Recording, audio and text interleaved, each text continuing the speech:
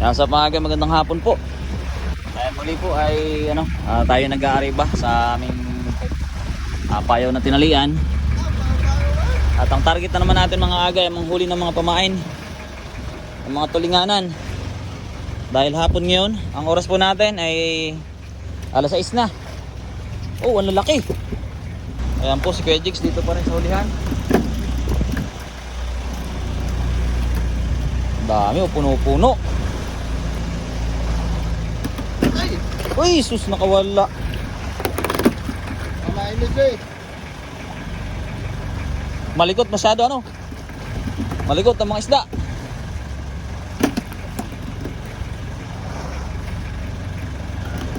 Yan na mga aga, dito naman tayo sa harapan. Jay, may laman? Si AJ sa harapan, saka si Kuya Joseph. Tingnan natin na kanilang mahuli. Oy, grabe pala, dami na. Isang ahon lang ang mga aga Kung nakatigil tayo, sarap sana maghulog ng pambuhay-buhay. Buhay pa rin yung akin, nilulog ko na. Yung aking barawan.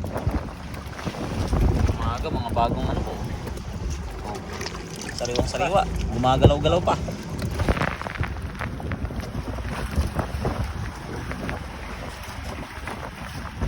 Maya-maya ulit tayo. Yan na mga aga. Hulig muli, hulog. Uy, dito tayo sa ulian. Dito paspasa na. Paspasa na po dito kay kay Kuya Jigs.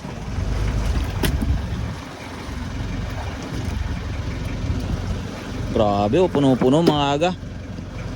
Hindi ako makapaghulog niyan at ang kay Tiyo ay napakadami. Hindi ko kakayanin yan Mga aga, tingnan nyo naman, dami ng dami ng kawil, nasa 20 peraso po yan. Kaya mahirap. Hindi rin naman tayo maalam magkambyo-kambyo ng makina. Para sana nakakapag si Tiyo Atras abanti lang ba yung kuya? Pag nakakakambyo na ng abanting ganyan, okay lang, mo na lang. Sili-silinyadoran lang. Hindi na mamatay kahit walang clutch. Basta nakapasok na. Ayan, kasarga nga pala namin ng aking pinsan, mga taga Bungliw. Sila pinsang Makmak. Ayan, shoutout sa mga kamag-anak natin dyan, kila Tiwikong, sa Banswela family.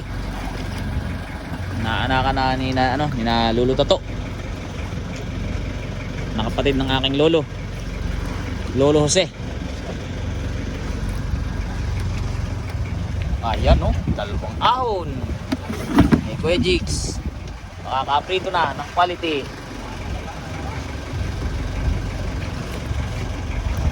Ito na. Muli po. Aahunin na at babalik-balik tayo sa payaw. Ayan namumuti-muti na mga kaga. Namumuti-muti na. Isus. Ang gugulo. Ayun karamihan po ay dilawan na naman mga kaga. Parang pinili na naman. Parang ilan lang ang tulingan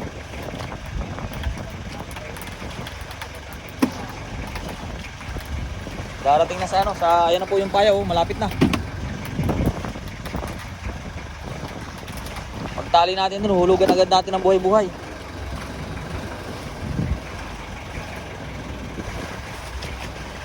Hindi ka pwede lagyan ng buhay-buhay yung Tingnan nga.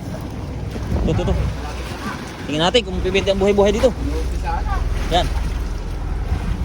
Para may hulog natin sa palutang. Baka pwede.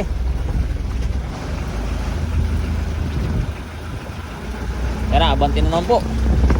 Bagong arriba na naman. Jay, nagkadamihan na.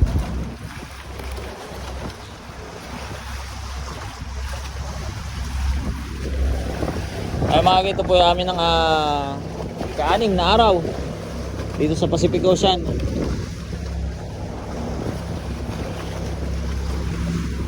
At sa wakas po, ang ating namang pinapalamig dito na tuna ay 5 piraso na.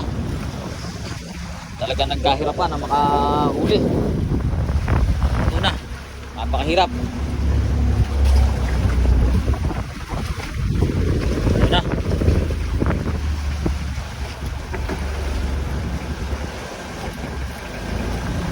Jigs, ang dami ng huli.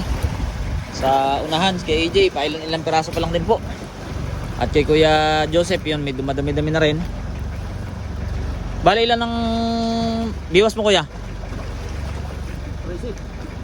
13 perasong ano po, kawil ang gamit ni Kuya Jigs.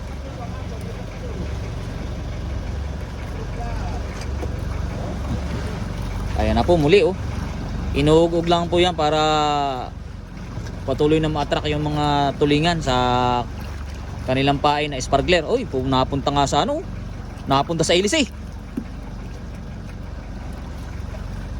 Napunta sa ilis eh mga aga. Uy, sus, yun, buti na lang sa loob.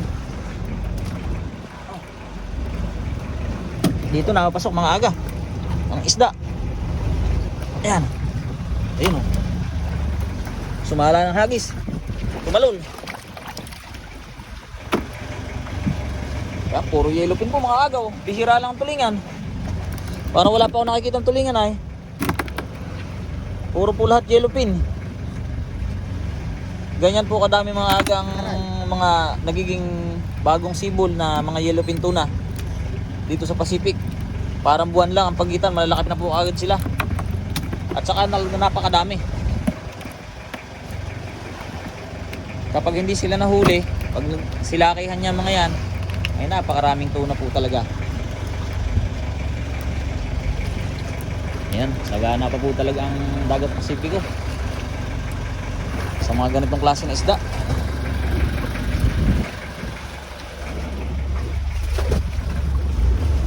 Ano kayang lagay dito sa unahan? Ayun, buhay pa po. Buhay pa po ang ating binubuhay dito na yellowfin oh. Ay, Jesus. Nanilapsik na. Nakapunta sa ilis eh.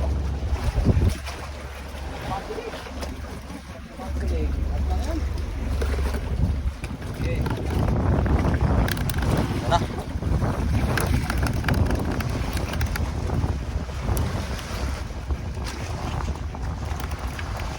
Opo.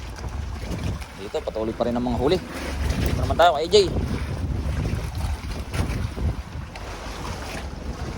Tingnan natin.